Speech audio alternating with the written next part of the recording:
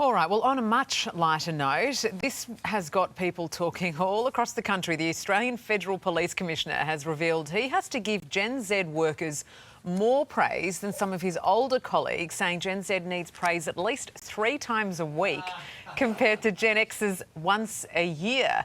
Wayne, they don't build them like they used to, do they? Well, look, I'm a baby boomer. I'm the source of all evil. OK, boomer. And I've worked with all of those generations, and I'm sure they'd all agree that baby boomers are the source of all evil. Do you have to treat the Gen Zers a little bit differently? Oh, look, I'm not sure. I mean, different generations have different quirks and characteristics, but, you know, if you treat people decently, I think they respond. Chris, you're Gen Y. Like me, we barely need any praise at all. No, just one. What is it? 3 times a year. We're all right, aren't we? I think we're the Gen Z is 3 times a week. You know what? That's pretty accurate, I think. And by the way, what's the AFP Commissioner doing talking about this in estimates? I couldn't figure that out. What's it got to do with anything? It's clearly not got enough to do. Police. You know what? It's because these Gen Zers take up so much of his time. I mean, it has to be. They take up all of our time. Seriously. All right, guys. Thanks so much for joining us. And Chris, say hi to your 1-year-old son. When you sort of saw the firefighters arrive on the scene and all the people milling around there, did you fear your own safety? Did you think that something could actually happen to us? I mean, it's a miracle that everyone escaped alive. Yeah, like in those first couple of minutes, I don't think you worry about that sort of stuff. You know, everyone had their phones out and everyone's taking photos. And then sort of the next 10 minutes, once the police start to push you up the road a little bit away from the fire, and then you start to feel like burning embers falling from the sky. You know, the smell of people's burnt hair as embers landed in their hair, you know, people walking around with little dots in their jackets and stuff like that. So that's sort of when it starts to sink in that it was, as full on as it was. Oh, absolutely. Do you know yet when you'll be allowed back into your block? No, we don't. We've just got to wait. You know, everyone's safety is paramount. So we'll see what they come up with this morning, and we'll go from there. Absolutely. All right, Troy, thanks so much for your time. And on a personal note, Troy worked at the network for many, many years behind the scenes, and I can see now why we never put him in front of the camera. Come off it, Troy was excellent. I love you, brother. I miss you. Miss you. Carlos. He's a legend. Thanks, mate. Let's hope it happens quickly. Look, we're not celebrating her life, but mourning her loss at the same time. The legendary Tina Turner, and looking back at her amazing legacy here in Australia. Look, I can see you two bopping along, eh? Back in the day when you were clubbing. How good is this shot of Tina and Alfie Langer, Andrew Eddingshausen? I mean, my wife saw that shot of Andrew yesterday and went, who the hell is that? She's so young. So while we're talking about young hot players, we thought we'd dig up some shots of you guys back in the day. Let's start with you, Richard. Have a look at him. Oh, sizzle. That's not Richard. Sizzle, sizzle. Yeah, that is me. Yeah. I know. And it's a long time ago. This one's even better. You ready for this, Australia? This is Peter Dutton in his prime. Oh! People would vote for him. It's like a watch model. There you go, Pete. Hey. It's a lesson for all the kiddies watching out there. Don't go into politics. Look at the before and after shots. It's not pretty. Good to talk to you guys. Have yourself a great weekend. Sarah. Interesting photos there, Karl. Nice work. So with an average temperature between 23 to 25 degrees here in winter, in the Whitsundays, where else would you rather be? This morning, I know conditions, as I said, terrible through southeastern Australia. So let me inspire you to see the Whitsundays throughout winter. This is the perfect place to escape. And right here, out here on this pontoon, on the Great Barrier Reef, there really is nothing like it. This morning, you'll see for yourself. There are lots of fishies down there that are just getting set to wake up with us, guys. I'll see you with more from beautiful reef sleep. Let me get back to bed, if you don't mind, and I'll see you in half an hour. You got your little teddy bear there? Yeah, don't forget your little teddy bear. Little Thomas the turtle. Oh, there it is. It's the only animal that's not going to attack you. Yeah, that's right. It'll make you gag, hey, Timmy? More on that later. He's become quite the superstar internationally, has our Tim Davies. Well, as the saying goes, you only get one chance for a first impression, and Florida Governor Ron DeSantis suffered a chaotic start to his 2024 presidential election race. A live stream event with Elon Musk did not go according to plan. Take a listen. All right, sorry about that. We've got so many people here that I think we are kind of melting the servers. So they just keep crashing, huh? So I think we're back online here. Great.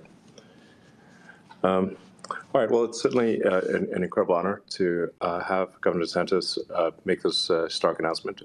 He can put a car into space. But he can't get Twitter to work. It's kind of funny. It is. Not if you're on. Let's go live to US correspondent Jonathan Kersley, who's following the flop. Jono, it was a rough rollout.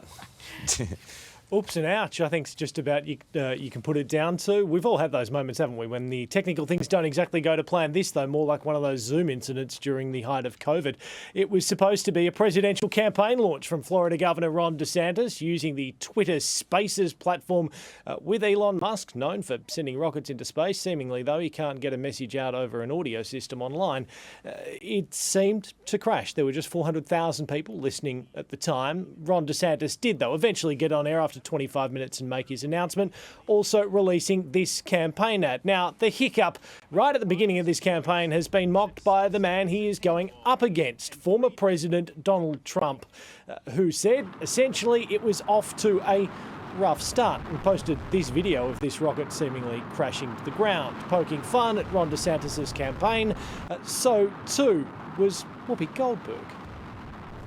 You've put up big, rockets that have blown up. Double check. Make sure stuff works. Where's the common sense? Why didn't anybody double check and see what your servers, if it was a server issue, see what it could take? Also having a little bit of a chuckle online, US President Joe Biden, who posted this to his Twitter account saying this link works, with a link to a campaign fundraiser. For now, though, for Ron DeSantis, it is down to business, campaigning in Iowa, New Hampshire and South Carolina. Some reports suggesting he might be wanting to restart or recharge his campaign. Certainly not the best of starts. Well, when you're copying it from Whoopi Goldberg on politics, you know you've stuffed it. Yeah, you know something's gone wrong, right? Thank you, Jono. Well, your shows are always joyous experiences. How important and how difficult is it to sort of up the ante each time you go out? It's really difficult. I mean, it's incredibly difficult. I think, listen, Richard, for this one, I really did. I was so ambitious. You'll see when you see it. People will see. This is a fast-paced, beautifully moving. It's really less of a show and more of an extravaganza. I mean, I'm not just showing up. I got 130 people, a massive production. I'm going to make no money, Richard, but it's worth it. He certainly delivers on stage. Big production. There's big raves on the show. Michael's Higher Australian tour kicks off in Newcastle. First show June the 1st, which is next week. And that full exclusive interview with Michael on A Current Affair tomorrow night. So remember, Dickie, when we did Bublé's Bublé in the Burbs back in the day? Can we get him to do a little concert somewhere in a cul-de-sac while he's here? We need more Bublé. Not sure about that. Oh, come on, Dickie. You might be able to swing it. Rev it up. And he's off. He's given up. He's thrown it in. Now, there is one thing you might not want to scrimp on in retirement, and that's your favourite treat. At least, that's what one couple from Adelaide have to say. Let's bring in 9 Adelaide presenter Tom Wren. Tom, tell us about Ivo and Pat. It's a very sweet story, this one, isn't it, Jane? Sorry, I had to go there. That's terrible. But the secret to their 65-year marriage, well, they say it's eating one of those, as you can see in the advertiser, if I can hold it up properly, a Kitchener bun. One of those a day, sometimes 2 or 3. They go to the Brighton Jetty Bakery every single day and they share one of those, sometimes 2, as I say, 3. And they say that's the secret to their everlasting love. So 65 years and still going, 91 and 86 respectively. Not a bad effort. And I'll tell you what, This is just making me very hungry. Exactly, not a pie floater, it's a kitchener bun, Sarah, but sounds delicious to me. Why not?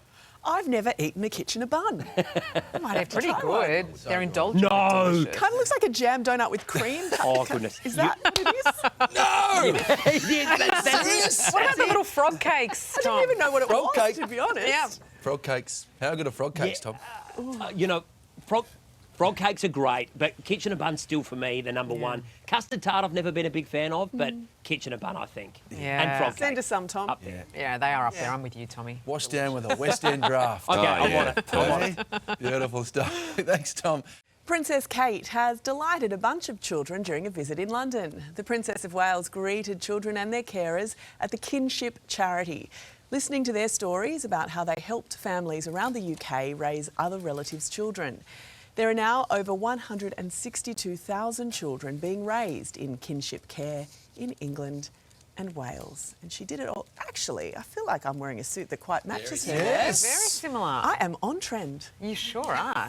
And a little bit up Nailed yourself. it. A little bit up myself. Hey, if you're that stylish, Yeah, you you've can got be. every right You to can be. be. Good on you, Jane. Call me Princess Jane. Over to you, Alex. Princess Jane, thank you. Hey there, Today fans. Sarah and... What's my name again? Oh, my goodness. Karl. Hey, thanks for watching our YouTube channel, though. Subscribe now for more news, special reports, and amazing Aussie stories. And Karl misbehaving, Whoa, of course. that never happens. Always happens. What's she talking about? Always happens.